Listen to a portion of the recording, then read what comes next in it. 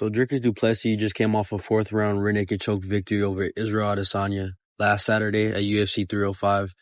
Everyone now is wondering who could beat him, who would he beat. Well, today I'm going over a tier list of about 10 fighters that I think can either beat him, have a good chance, or have no chance at all. So the first fighter I'm going with is Alex Pereira.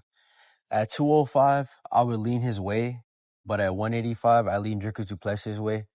I think Dricus will give him a lot of problems with double legs off the cage. I think he could land single legs in the open, also body locks. A lot of variations of takedowns I think he would have success with versus Alex Pereira. I do think Pereira will be able to work his way back to his feet, but it's going to be rinse and repeat, and I think it'd be the same result as the Izzy fight. He would eventually get a rear naked choke. I will say, though, Alex is dangerous at both weights. We already know DDP makes so many mistakes, overextending himself. Very plotty, very telegraphed. And also, he dips his head a lot. And I think Pereira step-in knees, maybe even a flying knee would work against DDP and cause a lot of trouble. He also has great body work. He can invest to the body like Israel Adesanya did. I think at a greater capacity as well, but I would lean DDP's way. I'd put Alex at close fight 50-50 at 185. The second fighter we have is a man that just competed against him last Saturday, Israel Adesanya. So Israel Adesanya, I think there's a lot of mistakes that he could correct, but I don't know how his motivation would be at this point. He lost again. He's on a 2-fight losing streak.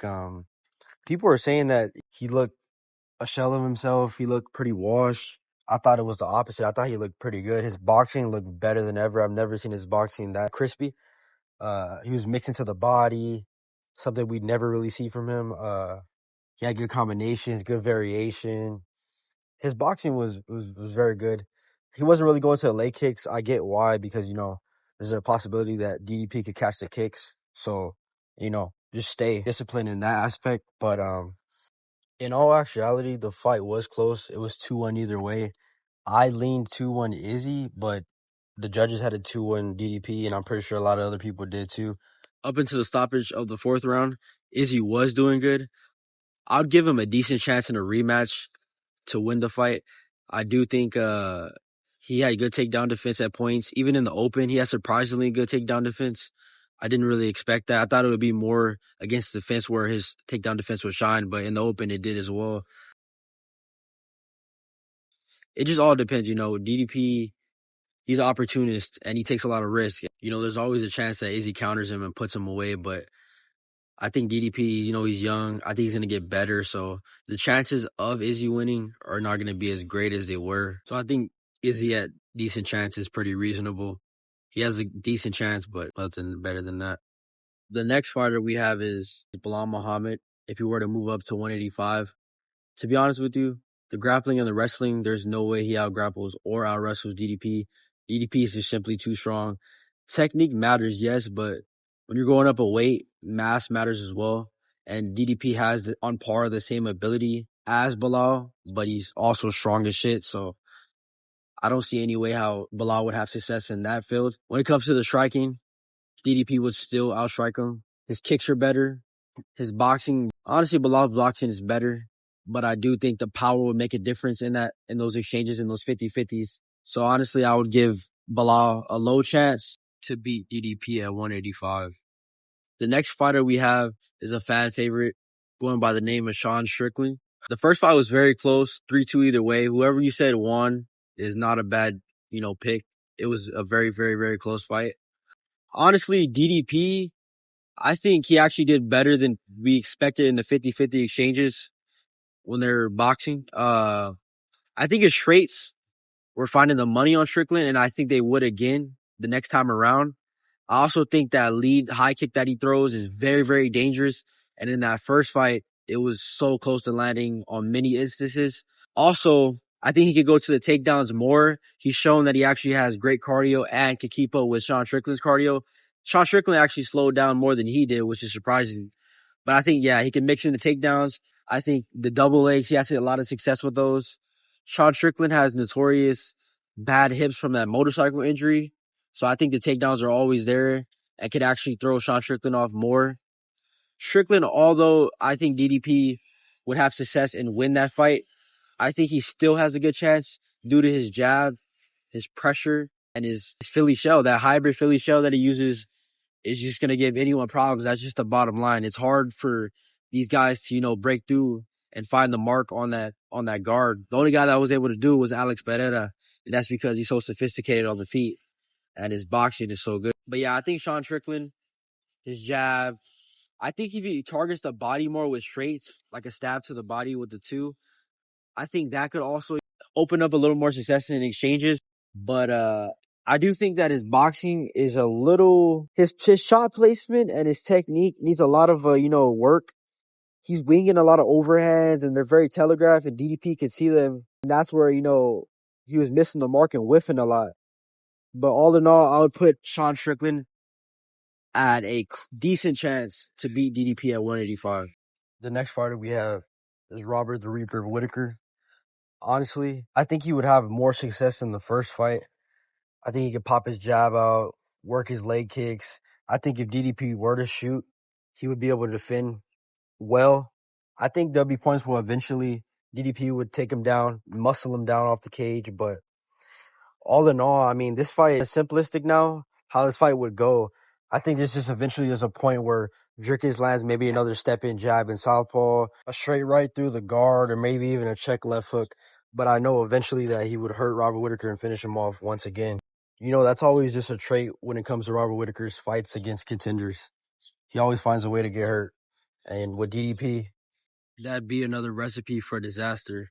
Honestly, I'd place Whittaker at the low chance tier. The next fighter we have is Khamzat Chimaev. Now, Khamzat Chimaev, honestly, the fight, it's a crazy fight because he could either finish him in 2 rounds or DDP could drown him and finish him late. Honestly, I think, Khamzat's boxing is not that bad. I think the Usman fight, he gets a bad rap because he did, hurt his arm. He injured it in the first round. His striking is not that terrible. He could switch stances. He could shoot a good straight right down the middle. He has decent kicks. He has power as well. I do think that there's a possibility and there's a realm where Khamzat maybe secures a rear naked choke or flattens out DDP and scores a TKO. Versus Brunson, he tried to get a body lock. He fell on himself. Brunson at points in the first round even, manhandled him. Brunson scored a little judo throw, and controlled him in half guard. Little things like that. Darren Till reversing you. It's kind of a bad look, at 185. I think Khamzat would have a lot of success, but then again, DDP is very strong and experienced in these high-level fights. He could ride out the round and then, come back and start putting in on Khamzat, start denying the entries, and Khamzat starts melting. I could see, DDP getting a late 4th to 5th round stoppage, maybe even 3rd. It just always depends on Khamzat's cardio, and DDP is able to stay composed in those bad moments on the bottom. I think this fight is very easy to predict. It's either Khamzat finishes him in the first 2 rounds or DDP finishes Khamzat in the later rounds, the championship rounds. Honestly, I'd put Khamzat at the 50-50 mark.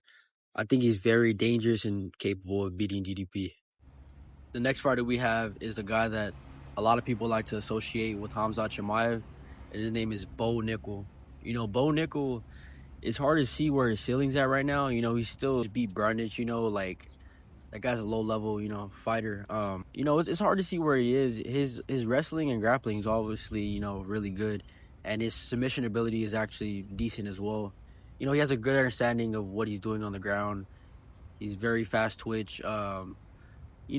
He showed that he has power on the feet. I mean, he did KO a smaller guy, a welterweight, but in Woodburn. But at the end of the day, he could crack. His boxing seems okay. It seems like he has an understanding of punch placement and he has like decent combinations. He just seems at some points, uncoordinated, and his footwork still needs a little tightening up. His kicks are, they're look a little average. He falls over his feet. He loses his balance and stuff like that. Honestly, I would place Bo Nickal at the low chance at this point. I do think he has a lot of potential. He has a high ceiling, in my opinion, but we don't know at this point where he's at. So, due from what we have, the evidence, it's a low chance at this point, but I wouldn't be surprised if, he's fighting these champions and maybe DDP if he keeps reigning eventually in the future. The next fighter we have is Kamaru Usman. Honestly, I think Kamaru Usman would actually do better than a lot of people would expect. I think his jab would be money. I think his straight rights would be money. I think DDP would excel when it comes to the kicking game versus Usman. Target the leg kicks, go to the head, go to the body. I think eventually DDP, would be a little too much. He'll start bulldozing Usman. And I don't think Usman would really shoot on DDP too much. It wouldn't make any sense. I doubt, he could get him down. I think DDP denies his entries every time. But I do think that Usman would have some success in the boxing and in the striking. I'm kind of torn between this one because I really want to put Usman at decent chance because I do think he actually has a shot, especially in the championship rounds. His cardio is pretty insane. And, I think he can make DDP pay sometimes when he overextends. He has a very, very, very sharp straight right, and I wouldn't be surprised if we sat DDP down with it. It might be a hot take, but, man, I really want to put him at decent chance. You know what? I'm going to put him in the middle. I'm going to put him in between decent chance and low chance. The next fighter we have is yet again a fan favorite, Shara Magomedov, Shara Bullet. Honestly, the matchup would be easy to, predict, and it's just really, Shara Bullet has great kicks, great body kicks, great leg kicks, great head kicks. That's his game, but his boxing is very, very, very limited. Cardio is very limited. His takedown defense is not great at all. I mean, it's kind of just a gimme for DDP at this point. Honestly, I just think he would destroy him. I'd put him at the hell no tier, but no disrespect. Shara's a cool fighter, a fun fighter, but there's no way he beats DDP. The next fighter we have is the Killer Gorilla, Jiri Cannonier. He actually has a fight coming up this Saturday versus Kyle Bayo. Should watch it for sure, but he's a weird fighter because his age is the big factor. If he was younger, I'd put him at a high tier to beat DDP because he has a good style, to match up against DDP. But, I don't think the Imavov fight really showed him declining per se because that stoppage was controversial. That was a bad stoppage. He looked okay in the fight. He didn't look bad. Like I said, he matches up good with DDP. He has good takedown defense, nasty power. His stand-up's very good, great leg kicks. He doesn't really go to high kicks too much, but he has a good, leg kicking game. I think his boxing is better than DDP. He's more crisp. He has better shot placement. He finds the mark, He even gave, he beat Strickland, gave him a good fight. He beat a lot of good guys. But yeah, just the age factor, that's really the big variable in this matchup. So, I would have to put Jiri Cannonier at the low chance, but you never know with him because he's an anomaly. He peaked really late, He peaked when he was 36, 37. So the next fighter we have is Nassourdine Imavov, one of my favorite fighters. Nassourdine, he has really good movement. His stand-up is very crispy. He has good boxing. His kicking game's really good. He has good pull. The best part of his game is his pull counters. I love his pull counters. They're amazing. But, yeah, I think honestly he would give DDP a lot of problems on the feet. Like I just said, I think he could pull counter when DDP whiffs on his shots and overextends. I think he could hurt DDP at points.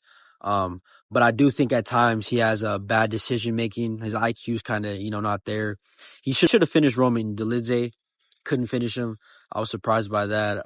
DDP honestly, in this matchup, I think his experience will play a big factor. I think he eventually could be able to, work some single legs on Imavov, follow through with him. I think he'll be able to get him down. And as we know, Imavov's cardio is, still a little suspect. It didn't look bad versus Dolidze, but he was on the front foot most of the fight. So, it's harder to gas on the front foot rather than the back foot. So honestly, at this point, I have to put Imavov at the decent chance tier. I think when his cardio improves and, he gets more experience, he'll be able to beat a guy like DDP. But at this point, I don't see it. The last and final fighter of the tier list is no other than Jiri Prochazka. Honestly, man, the only variable is the weight cut. He has said that he wants to try 185, and he doesn't walk around that big, especially when he steps into the cage. He says that he's not that big. I don't know about that because he does look pretty huge. To me, he's one of the biggest light heavyweights we have on the roster, but that's my only variable. I think there's really nothing that DDP could do to him. I doubt he can land any kind of entry on Jiri. I don't think he can really take him down. I don't see that. The striking, they're both very unorthodox, and I think Yuri's unorthodox striking would find the mark on DDP because I think he's way more open than Jiri, and the shots that Jiri loves throwing are kryptonites to DDP's, blitzes and things of those sort. He loves straights. He loves stepping knees. Also, I could see in the clinch, I think when he denies DDP's entry, he can work like elbows and things of that sort. Also, he has a very underrated submission game, and he's very dangerous. He could, get rear naked chokes, guillotines, ninja chokes, things of that sort. I just think he's way too dangerous for DDP, and he's just a kryptonite for his style. But the only thing is the weight cut. If he's able to get down healthy, rehydrate, replenish himself, I think he gives DDP hell. Well, that concludes my first video on the channel. Like, comment, and subscribe. Let me know if you have any disagreements with the tier list, and I'll be back for another one.